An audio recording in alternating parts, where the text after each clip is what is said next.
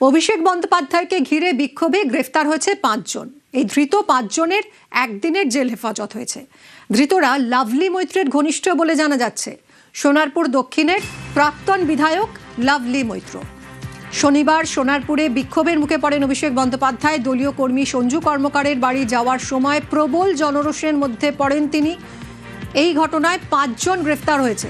নির্মাল্য সেনগুপ্ত, আকাশ গায়েন, তপন মাইতি সহ 5 জন গ্রেফতার। এই ধৃত 5 জনের মধ্যে 4 জনই লাভলি মৈত্রের ঘনিষ্ঠ। লাভলি মৈত্রের বক্তব্য জানতে আমরা বারবার ফোন করেছি, কিন্তু বারবার ফোন কেটে দিয়েছেন লাভলি মৈত্র। ধৃত নির্মাল্য সেনগুপ্ত তৃণমূল কর্মী বলে দাবি পরিবারের।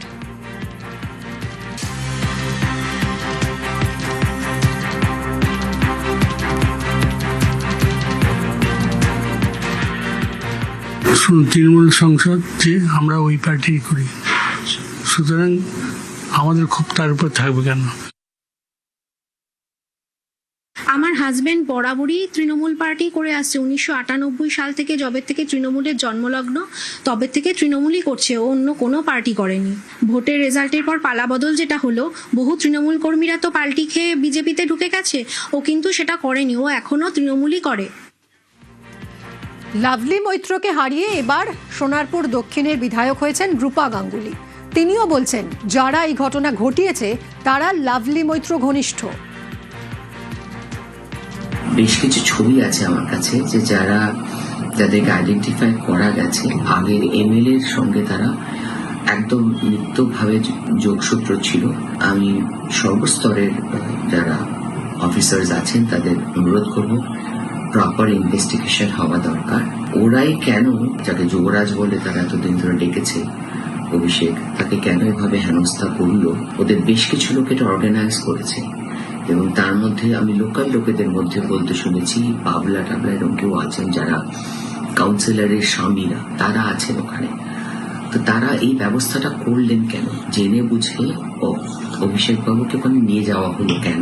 যারা এটা ক্রিয়েট করেছে বিজেপি সরকারকে দুর্নাম করার জন্য, তাদের জন্য পুলিশ ধরে আইডেন্টিফাই করে, যা উপযুক্ত যথাযুক্ত শাস্তি যেন তারা পায়।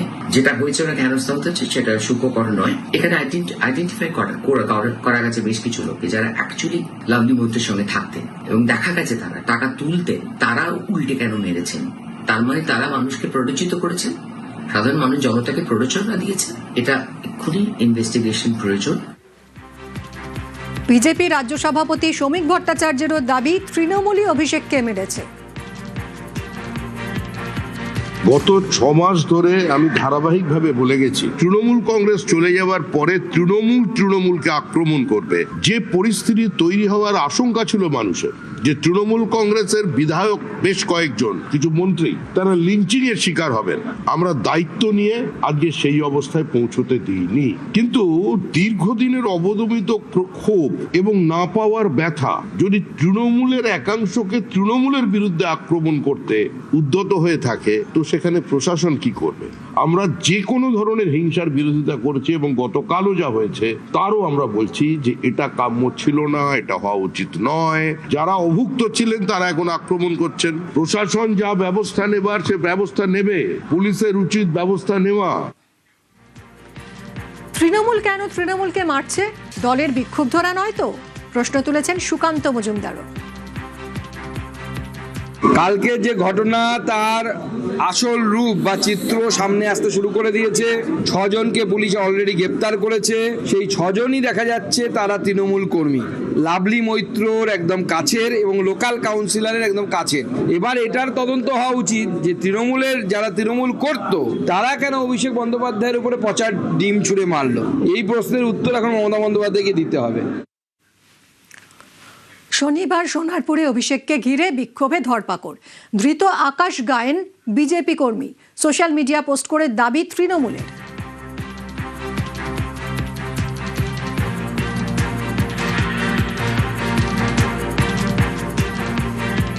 সোনারপুরে শনিবার অভিষেককে ঘিরে যে বিক্ষোভ, তাতে ধরপাকড়। ধৃত আকাশ গায়েন বিজেপি কর্মী। সোশ্যাল মিডিয়া পোস্ট করে এরকম দাবি করেছে তৃণমূল।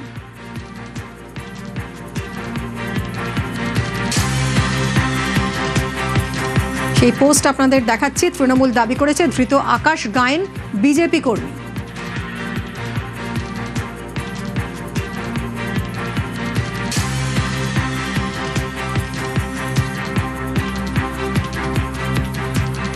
কিন্তু যারা গ্রেফতার হয়েছে তারা কি বলছে, তারা কোন দলের সমর্থক শুনি।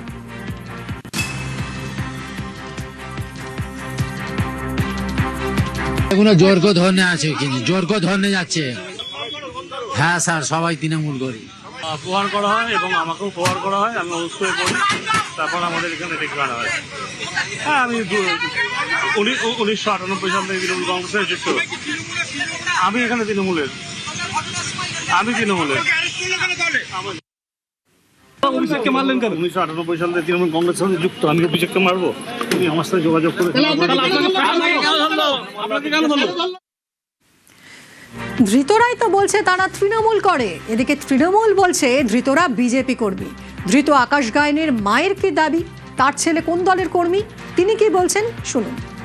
কালকে ও বললো মা আসছি বলে গেছে, এবার কিসের জন্য অ্যারেস্ট করছে এটা আমি বলতে পারবো না। তৃণমূল কংগ্রেসের সঙ্গে যুক্ত ছিল? তৃণমূল ও বুটে বুটে বসতো, কিন্তু আমি এইসবে সত্যি জানি না। হ্যাঁ, তৃণমূলের প্রতি বসতো। ওর কি অভিষেক করে রাগ ছিল কোনো? না না, ওটা রাগ কেন, ওর তো তৃণমূলে বুথে বসতো। তৃণমূলই করতো? হ্যাঁ, তৃণমূলই করতো। দল বদলও করেনি? না না। ধৃত আকাশ তৃণমূলের বলে দাবি করছেন স্থানীয়রাও।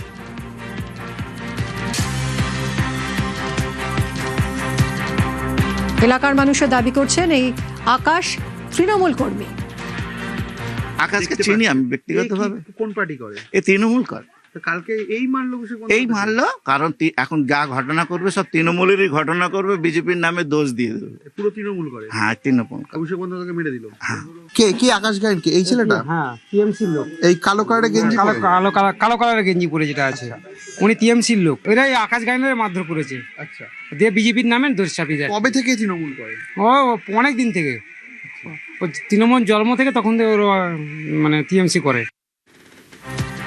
সোনারপুরে অভিষেককে ঘিরে বিক্ষোভ, ধৃত তপন মাইতি বিজেপি সমর্থক বলে দাবি পরিবারের। বিক্ষোভের সময় ঘটনাস্থলে থাকায় গ্রেফতার বলে দাবি পরিবারের। উনি যেহেতু স্পটে ছিলেন, অ্যাজ আইডেন্টিফিকেশন যে উনি কাউকে চিনতে পারেন কিনা সেই জন্য ওনাকে নিয়ে যাবে। কারণ বাবা এই সমস্ত কাজ কিছু করেনি, যে কাউকে না কাউকে হার্ম করেছে, না কাউকে মেরেছে, না কোনো হার্ট, কিছুই করেনি। জাস্ট একটা কালকে জনবিরোধ যেটা হয়েছিল, উনি ওখানে স্পটে উপস্থিত ছিলেন। বাবা হচ্ছে বিজেপি সমর্থক ছিলেন 2011 বা 10 এরম নাগাদ থেকে। ভোটের রেজাল্ট বেরোনোর 26 দিন পর বেরোলেন, বিক্ষোভের মুখে পড়লেন। কিন্তু কার বাড়িতে যাওয়ার পথে বিক্ষোভের মুখে পড়লেন অভিষেক? সোনারপুরের তৃণমূল কর্মী সঞ্জু কর্মকার। ভোটের পর মৃত্যু হয়েছে তার। সঞ্জুর বিরুদ্ধে কি বলছেন এলাকাবাসী?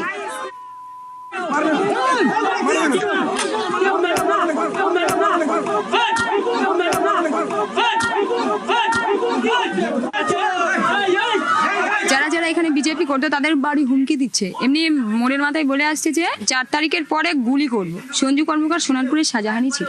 যে মরে যায় সে তো তার বিরুদ্ধে কথা বলার কিছু নেই। পিটিয়ে মারা হয়েছে, এটা কি সঠিক? একদমই না। যদি বা কাউকে পেটানো হয় তাহলে সে অসুস্থ থাকতো। ওর বাবা মার গাফিলতিতে মারা গেছে। জমি জমা থেকে শুরু করে দাদা এমন কোনো অত্যাচার নেই যে ওরা করেনি।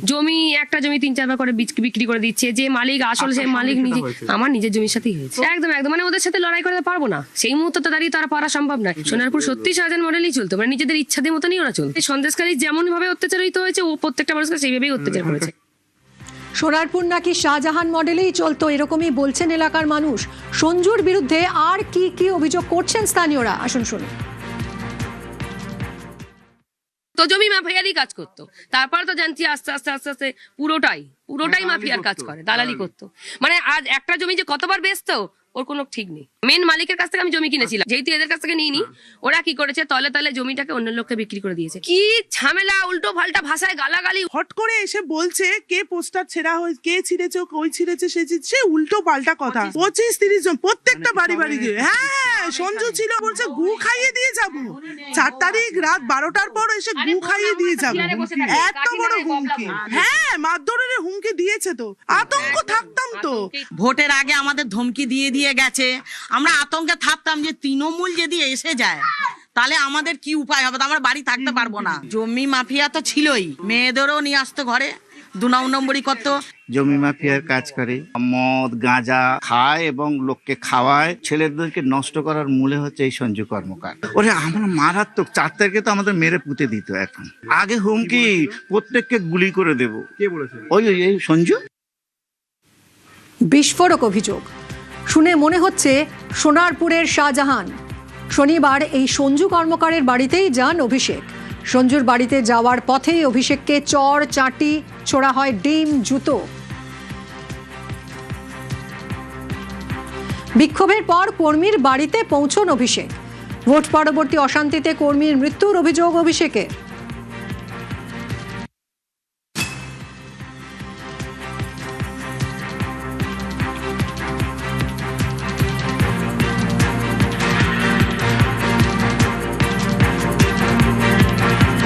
কিছুদিন আগে আমাদের সহকর্মী মারা গেছে, একটু নিচে করে প্রাণে মারা হয়েছে এবং তার মাথায় ক্লট হয়ে গিয়ে মাথা ঘুরে গিয়ে তাকে শিশু মঙ্গলে ভর্তি করা হয়েছে। পরের দিন সে মারা গেছে। তার পরিবারের সাথে আমি দেখা করতে এসেছি, আমি দেখা করতে পারবো না। সোশ্যাল মিডিয়াতেও ভোট পরবর্তী অশান্তিতে মৃত্যু হয়েছে বলে দাবি করেছেন অভিষেক বন্দ্যোপাধ্যায়।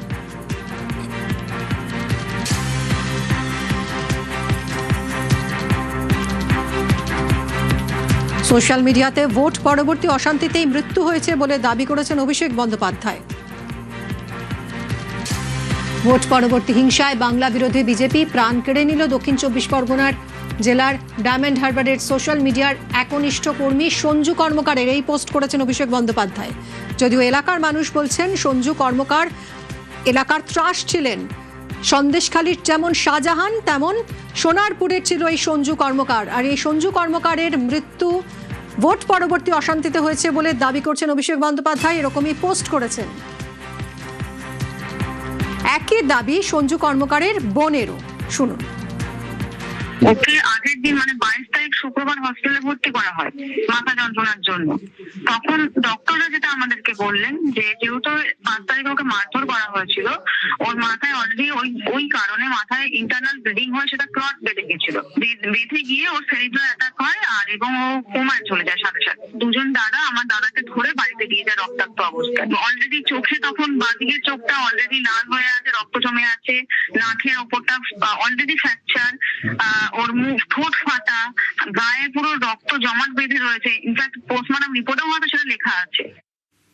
ভোট পরবর্তী হিংসায় মৃত্যু হয়েছে দাবি করছেন অভিষেক বন্দ্যোপাধ্যায়। আর অভিষেক বন্দ্যোপাধ্যায়ের এই দাবি নস্যাৎ করছেন স্থানীয়রা। তাদের দাবি মারে নয়, অসুস্থ হয়ে মৃত্যু সঞ্জু কর্মকারের। আত্মীয়দের অনেকেও একই কথা বলছেন।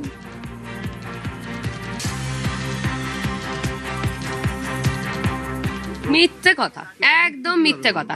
ওরা যে বলছে ভোট পরবর্তী হিংসায় মার খেয়ে অসুস্থ ছিল, এই ছিল বেকার। যেদিন মরে গেছে সেদিন 9:30টার সময় ওকে ওখানে গাঁজা খেতে মদ খেতে দেখেছি আমি। যেদিন মারা গেছে তার আগের দিন রাত্রিবেলা, তারপরের দিন সকাল 8টার সময় সিগারেট কিনে নিয়ে আসছে। Brain stroke. প্রথমে বললো না, পরিবার কিছু বলেনি, পরিবার বলছে অন্য ব্যাপার। আমরা যখন এসে জিজ্ঞাসা করছি কাকিমা কি হয়েছে, বলছে অন্য ব্যাপার, অন্য ব্যাপার। মিথ্যে কথা, এটা পুরো মিথ্যে কথা, সাজানো। অভিষেক ব্যানার্জি সাজিয়ে এটা বলছে। অ্যাকচুয়ালি কিন্তু ও একজন একটা অ্যান্টি সোশ্যাল।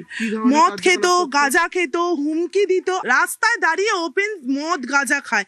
ভদ্র সমাজে এখনো হয় সেটা? মৃত্যুর কারণ ব্রেন স্ট্রোক হয়েছে। ওর বাবা মা কারুর খবর দেয়নি, বাথরুম করে ফেলেছে নিসারে, হাত পা পড়ে গেছিল পুরো, গাছ ফেলছে মানে কুমোই পুরো শেষ। একটা ডাক্তার এসে প্রেশার দেখলো, একটা ইঞ্জেকশন দিল, 2টো ইঞ্জেকশন দিল, বললো প্রেশার হাই হয়েছে, বলে ও ডাক্তার বের হয়ে গেল। আর আমাদের ডাকেনে জানি না আমরা। আর 8:30টায় হয়েছে, বাড়ির থেকে বের করছে 11:30টায়।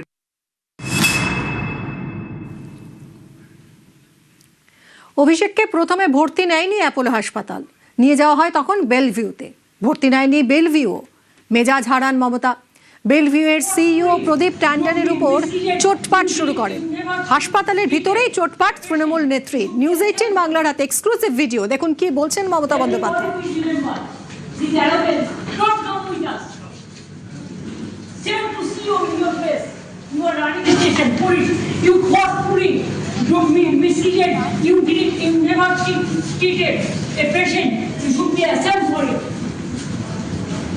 Everybody will remember these arrogance not come with us.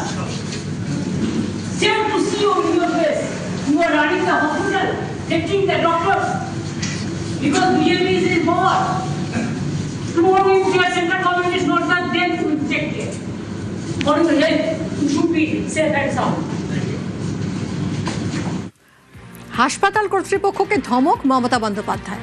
অভিষেককে ভর্তি নিতে বেলভিউয়ের সিইও প্রদীপ ট্যান্ডনকে চাপ, বারবার বুঝিয়ে বলার পরেও চাপের অভিযোগ, লিখিত দেওয়ার পরেও মেজাজ হারান মমতা বন্দ্যোপাধ্যায়।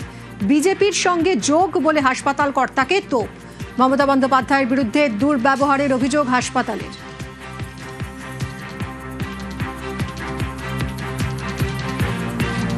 হাসপাতালের তরফ থেকে অফিসিয়ালি কোনো কিছু বলা হচ্ছে না। আমরা সূত্র মারফত জানাতে পারছি। কালকে যখন অভিষেক বন্দ্যোপাধ্যায় ওখানে পৌঁছান, তাকে সমস্ত ভাবে তারা চেকিং করান এবং চেকিং চলে এবং অবভিয়াসলি এমার্জেন্সি আইসিইউ এই সমস্ত জায়গায় নিয়ে গিয়ে যে এরকম একজন পেশেন্ট এসছে তাকে এই সমস্ত ভাবে দেখা হয়।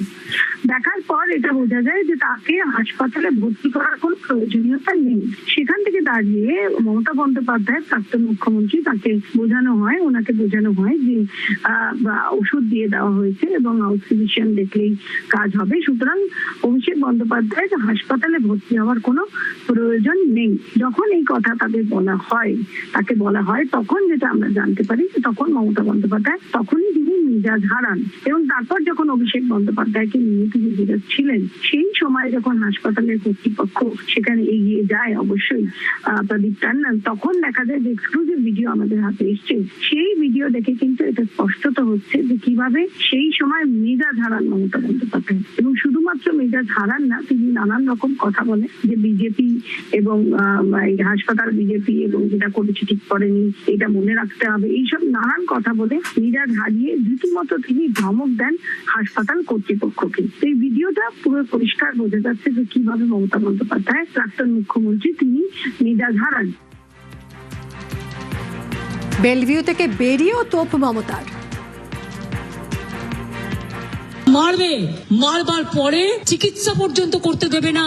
যদি প্রয়োজনই না ছিল তাহলে আইটিইউতে নিয়ে গিয়ে কেন 2 ঘন্টা তাকে রেখে টেস্ট গুলো করার অ্যাডভাইস করা হলো? অ্যাপেলে তো গেছে, ওখানে সেট করেছে, ডাক্তার বলছে let me take permission from CO, এখানে নিয়ে এলাম, ওরা সঙ্গে সঙ্গে আইটিইউতে নিয়ে নিল, ডাক্তার দেখলো, ডাক্তার অ্যাডভাইস করলো, সারা গায়ে চাকা চাকা দাগ এবং যেভাবে পাথর ছোড়া হয়েছিল স্পট ডেথ হয়ে যেতে পারতো লোকাল ছেলেরা যদি হেলমেটটা না দিত। বুকের মাঝখানটায়, বুকের চারপাশে রক্ত জমে আছে এবং সেটা আমি নই, এটা ডাক্তাররা বলেছে, আমি নিজে দেখেছি। গা বমি বমি করছে, প্রেশার ফ্ল্যাকচুয়েট করছে। এই অবস্থায় ডাক্তাররা কিন্তু ছাড়তে চায়নি, কিন্তু তারা বাধ্য হয়েছে, তা নাহলে তাদের চাকরি খেয়ে নেবে বলেছে অথরিটি। আমার সামনে ফোন করে সেট করছিল ডিসি সাউথ। এত অমানবিক, আমার কোন দেশে আমরা আছি? চিরকাল তো একজন চেয়ারে থাকে না। আমার মনে হয় দিল্লির বিজেপির নেতারাও এত খারাপ নয়, এখানে যা চলছে। এমার্জেন্সি নোটে বেলভিউয়ের চিকিৎসক লেখেন অভিষেকের কোনো গুরুতর আঘাত নেই, বুকে কয়েকটা কালশিটে রয়েছে, হাসপাতালে ভর্তির প্রয়োজন নেই।